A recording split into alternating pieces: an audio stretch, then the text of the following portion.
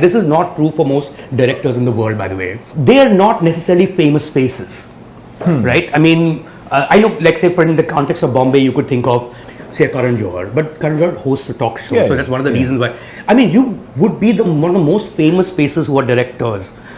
What do you make of that as an artist yourself? Like, if you wanted to be famous, you could have been an actor, right? I don't think you were an aspiring actor. No. I've heard you say somewhere that the reason why you became a director, not an actor, is because you like to look at someone rather than be looked at. Yeah. And that's a conscious choice you made in terms of passion. What do you make of becoming famous when you're a director? What does it do to you in terms of you as an artist?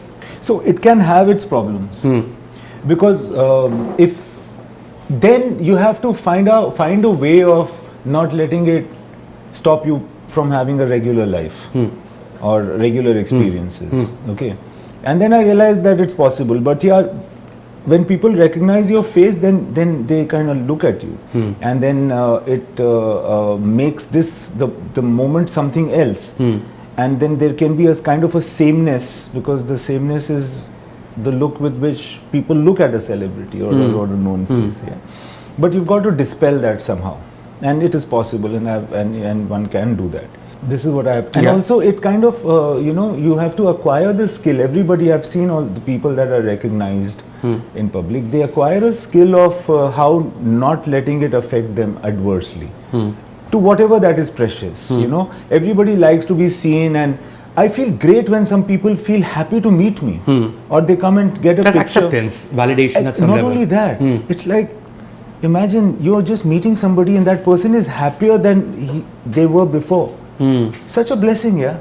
Such a what have I done to deserve that kind of place in people's lives? No, the reason I'm asking you this, Imtiaz, is like, so for instance, to give you a sense and to give the viewers a sense, actually, we're in your office, which is in Warsaw, which is the entertainment hub of Bombay. This is where the film industry is. This is where your office is. It's window seat films. Yeah. Why is it called window seat?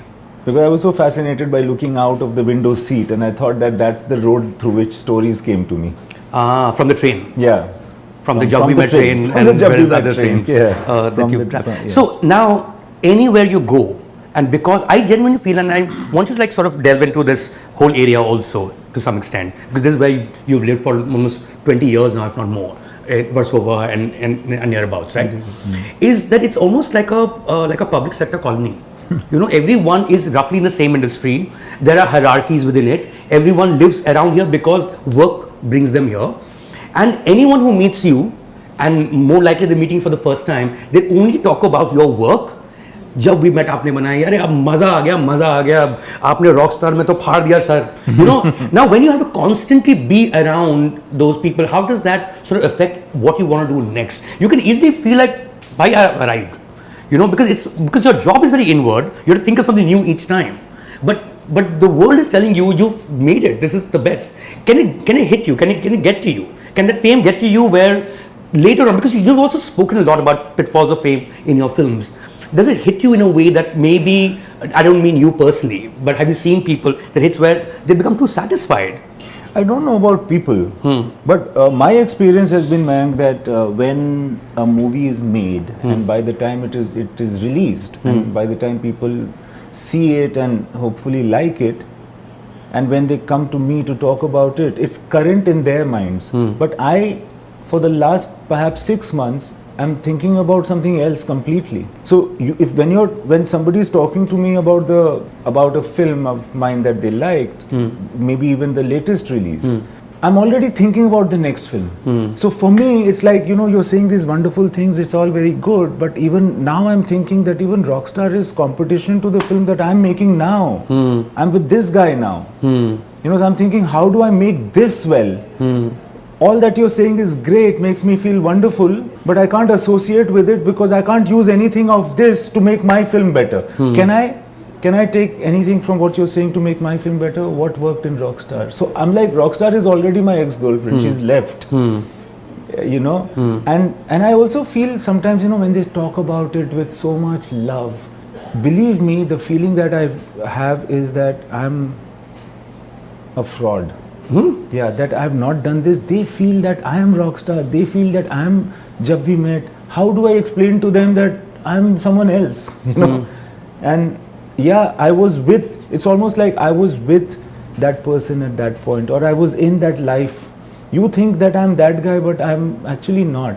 So I feel like a fraud sometimes when I have to, because I can't explain this to anybody. Right. That yaar, tu bol raha hai rockstar, मैं भूल भी चुका हूँ. No, I mean, I'm sure actors go through this in the sense that they are not those people, and they're always considered those people when they go out into the real world, right? That's, you know, like whoever the actor is associated with a particular character. In your case, for instance, Imtiaz, when you're like say hanging around in the area, literally every place, every cafe, every restaurant, every bar, every office, people making projects, they're thinking hits, flops. You know, there's a lot of bitching that goes on here as well. I mean, fewer people are successful. So those people sit around and they gossip about other people who are. How do you elevate, because you still live here, how do you elevate yourself? Because your art has to be above this. Your next story idea has to be above this. You have to be inspired by things outside of this industry as such, right? How do you elevate yourself from, is it hard for you to do? Very simple. Daydreaming. You know, when I'm occupied with a new story, I'm thinking about that. I'm not saying that I am, but like how Gautam Buddha said, that half your eyes are closed and half open. So half you're with yourself, and in that way I'm also with my stories, and half with the world. At any point in time? At any point of time.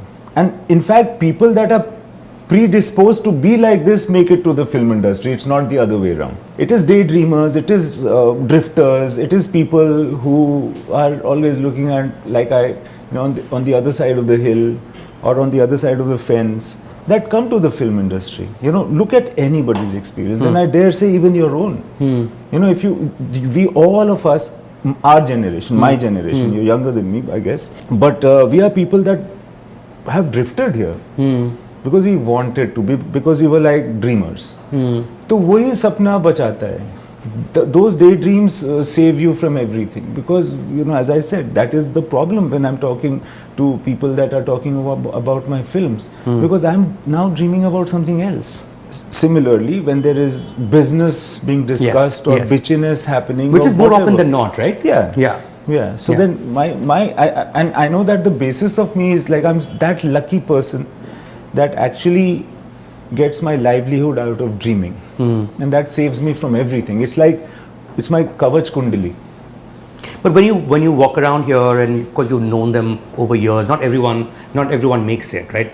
Most don't, but they're still following a passion, a particular dream. But it's hard to pay rent. What do you make of that? That aspect of this world we're talking about? Because do you ever get to a position where you feel that you have enough? You have to be of the precondition where you feel that I've always had enough, and I don't feel any different from the time that I came in. It's not as though I have arrived now, and now that I have more money, I've got more bills to pay. You know, I've got a bigger all these bills lying here in your office. So these are company bills. I don't even know what exists inside those boxes there or those files. I have been very irresponsible with materialistic things also, with money and all of that, and God has been kind. Like, I've not had a day where I couldn't bring food to the table, but I also had this confidence that I've got two hands and a good pair of eyes, and I'll be able to find my livelihood, whatever. So it's with that kind of a stupid passion or a stupid belief that I have kind of hurled. What would you tell someone who's been that stupidly passionate but not getting anywhere, and probably in the mid 40s by now, and clearly that break is not happening, whether as an actor or anything else that they wish to pursue in an industry which is called industry, but it's really not, and it's really a bunch of freelancers and entrepreneurs, startups. That's really that scene. I'm sure they come to you. I'm sure they chase you down wherever you are. Yeah, of course. Yeah. Right. And then I'll answer this in two parts. Just one thing that I've learned from Manisha Koirala, actually. She said this in an interview.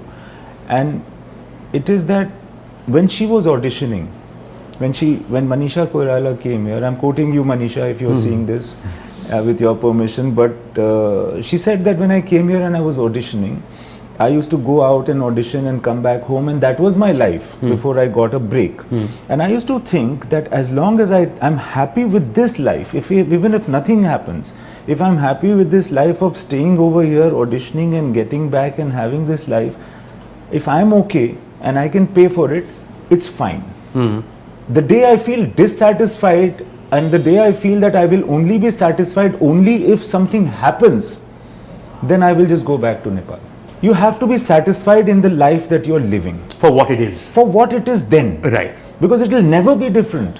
You know, somebody might think that you are a very successful entrepreneur, you are a known face, you are a wonderful journalist, anchor and all of that, right? But you know that you don't think you've arrived. You're still on a journey. I don't know whether you feel different from the time that you started out. Maybe you feel when you look at that boy who comes into the India, who came into this city, you'd feel that यार इसके पास भी कुछ था जो अब मेरे पास नहीं है. You know, and you are making sure that that dream. So I feel that you have to be satisfied at that time. For that moment. For that moment. If you're not, then I think you should anyways try to look for something else. Second part is that I don't feel that I've arrived. I don't feel that I'm successful really, like, you know. I don't know what is the measure of success or arriving and things like that. And I know that people will look at you in different ways. People that are more successful than me will look at me like a failure also. There'll always be somebody more successful than you anyway. Yeah. And so on and so forth. But I'm thinking that अभी तो मुझे करना है. अभी तो शुरुआत है. ऐसा, this is how I feel. Subscribe to Midday India. Get direct notifications on all our videos by clicking on the bell icon.